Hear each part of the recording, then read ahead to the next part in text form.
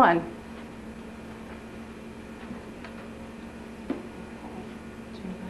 Well, I'm not exactly sure what we're doing. We'll edit that part out, I'm sure. But let me see, where's the information that you provided? This is Mr. Tressler Hardin from Waynesville. And he's agreed to be a part of our Veterans Oral History Project. And we have a variety of questions we'd like to ask you today. Go ahead. Okay. First off, would you just let us know what was your name and rank and what war you fought in? Yeah, I was a sergeant in the 9th Air Corps. That was the Air Corps at that time. 9th Air Corps headquarters. And I was in World War II. And I served in India, Africa, England, France. Okay. So we'd like to get some kind of an idea as to what types of everyday duties you had, what kinds of things filled your hours of each day. Well, I just did office work. It was a headquarters, and did filing. And then at one time when I was in Africa, we had on the wall a great big chart, and on that chart I positioned where each one of our planes was, and the general could come in then each day and look at what I had done to see where our planes were stationed. So that was the job I had down there. Okay. So did things fluctuate? Did your job fluctuate depending on what the conditions were? Not a lot. It just it was typing and filing and running errands for the officers, and then that was one of the main ones is when I kept the records to show where every plane was stationed. It was important to have Right, that known at any minute. In Africa, right. Okay. Who were your friends while you were in the service? Oh, I had a lot of them. Warren Palm from Kansas, and a couple of guys from around here. Herb Brown from over at Oakland, Ed Craig from over at Oakland, Bob Plank from here in Waynesville. He'll probably be in for an interview too. Okay. And then I had a fellow, his name was Tilton, T-I-L-T-O-N, Tilton Fugit. He was from Mississippi, and that's just a few of them. So did you stay with them as a group through the war? Pretty much, I was one of the first 49 people that was put into the 9th Air Corps.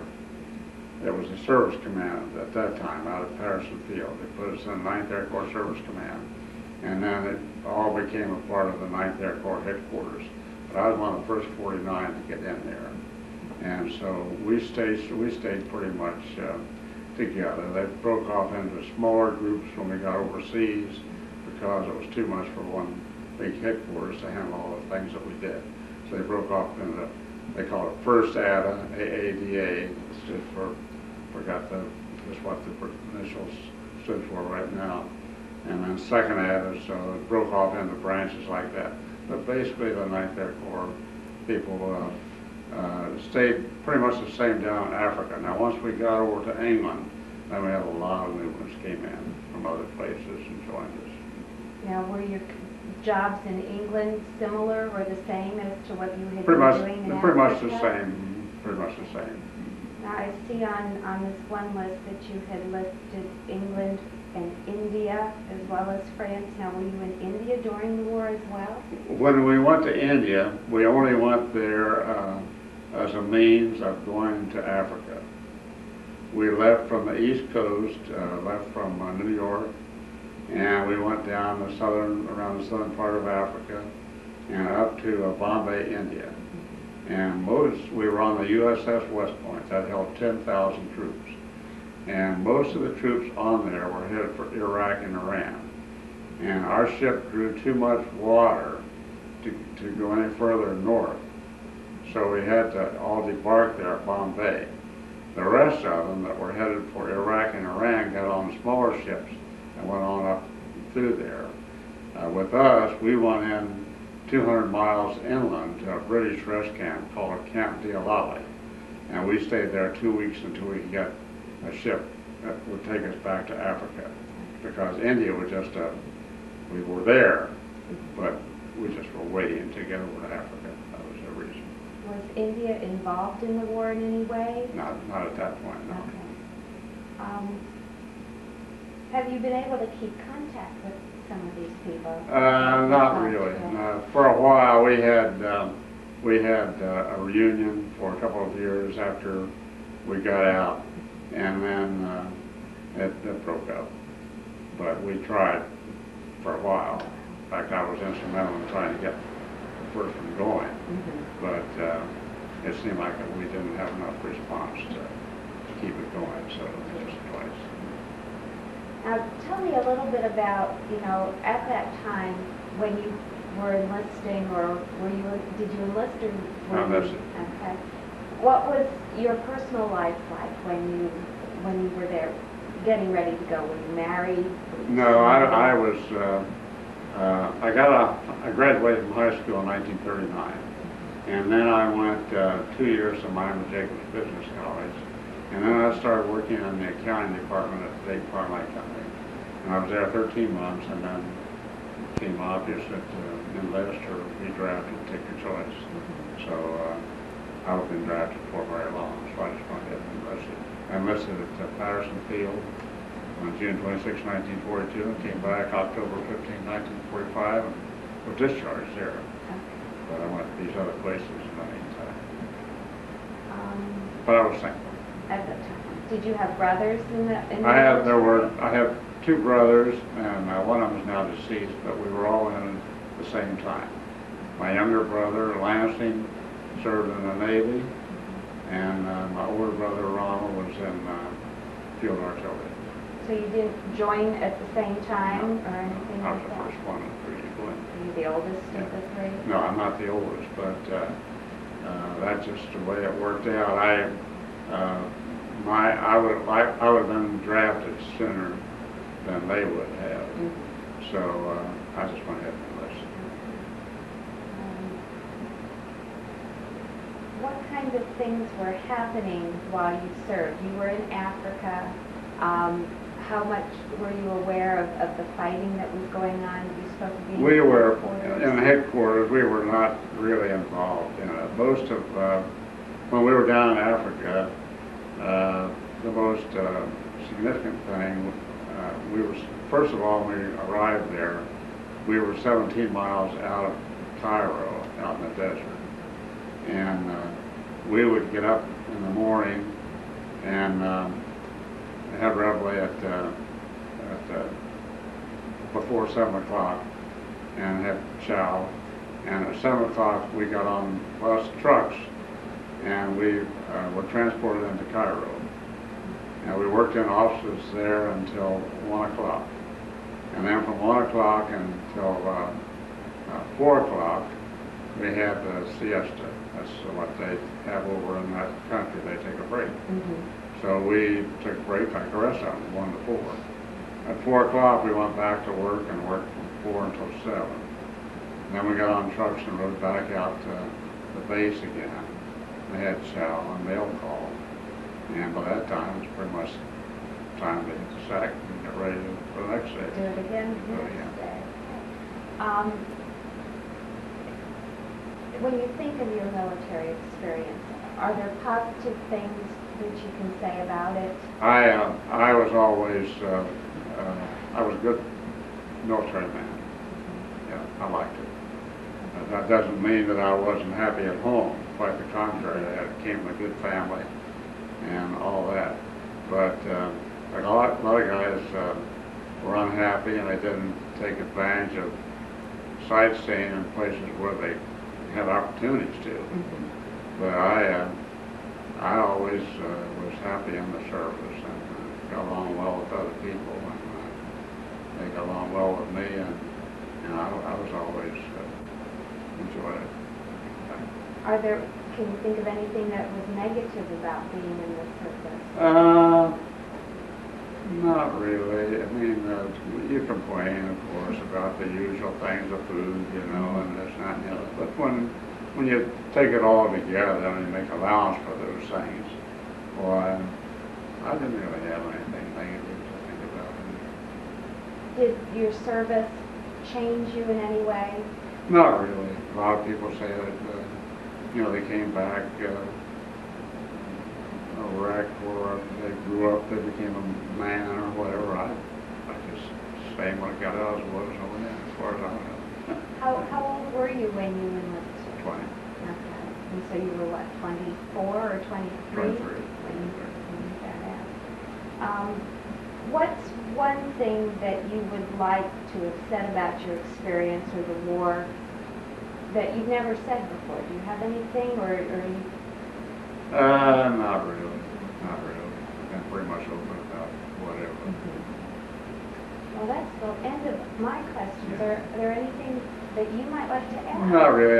Most of the threats from our standpoint, headquarters outfit, of course, you're not up at the front, but most of it came from bombing. See, when I was in England with the 9th Air Corps headquarters, because that was a target for all these buzz bombs that were coming over. Okay. They were launched from Normandy, and they were headed either for us or for London.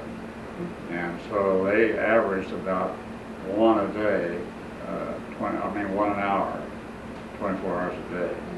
So it went on and on for some period of time.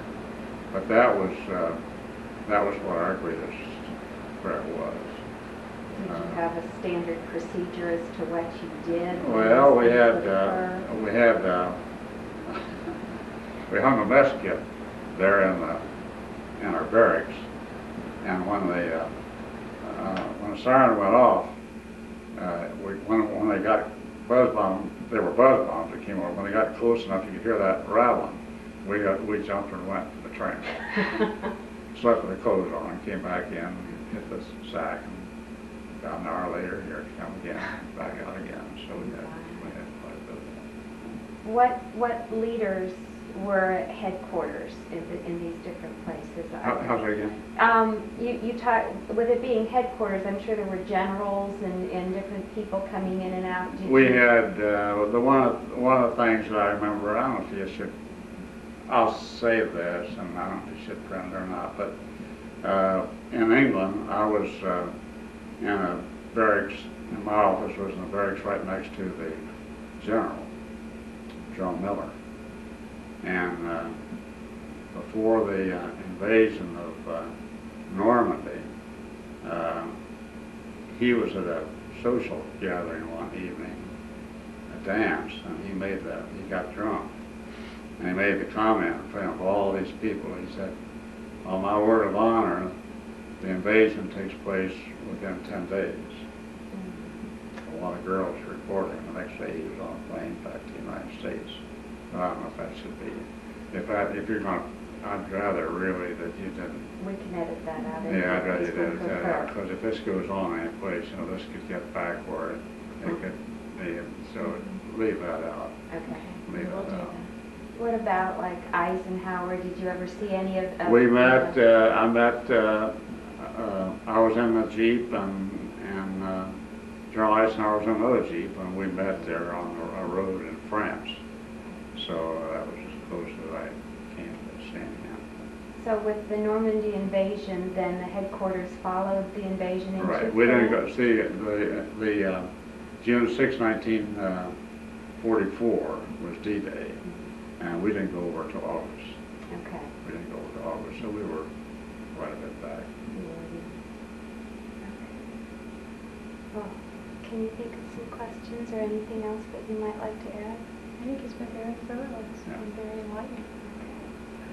Well, Appreciate it very much, very but make sure you much. do edit that. We will. Keep that out, because I wouldn't want that. If this goes on, this could cause trouble, and it might come back on me. So.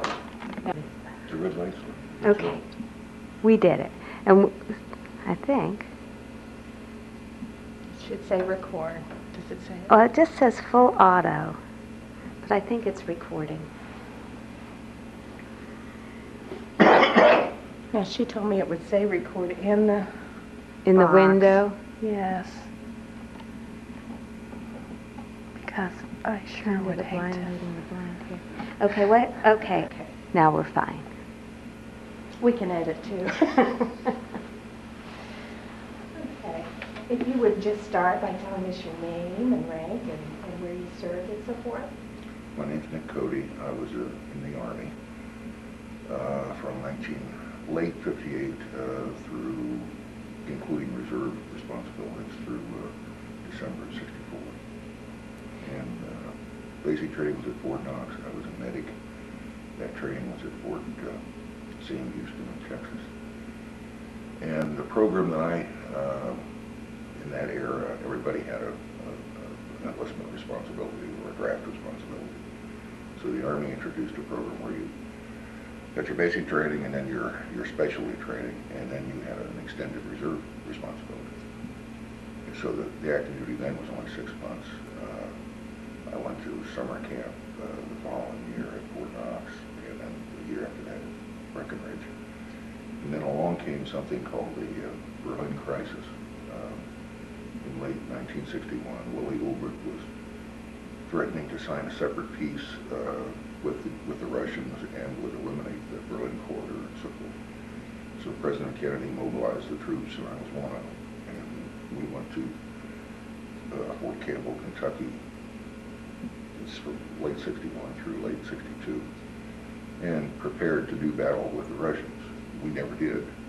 But then I was released from active duty back to the reserves. But because of that experience, they waived the rest of it. I got my honorable discharge late 64. So I had about 18 months of active duty and the rest of the reserve. Now, was your division part of a larger... 101st Airborne. Okay, 101st Airborne. And then their basic responsibility was what?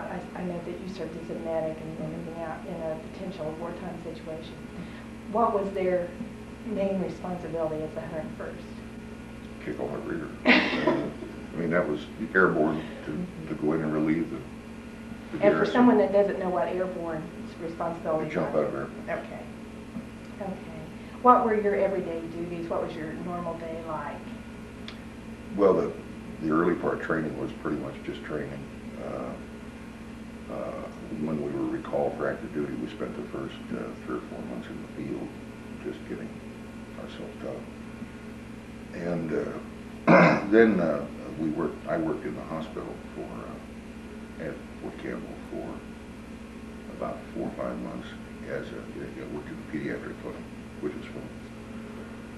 And then Willie Ulbricht backed down very clearly, but Kennedy didn't know what to do with us. There were probably several million of us in this situation. So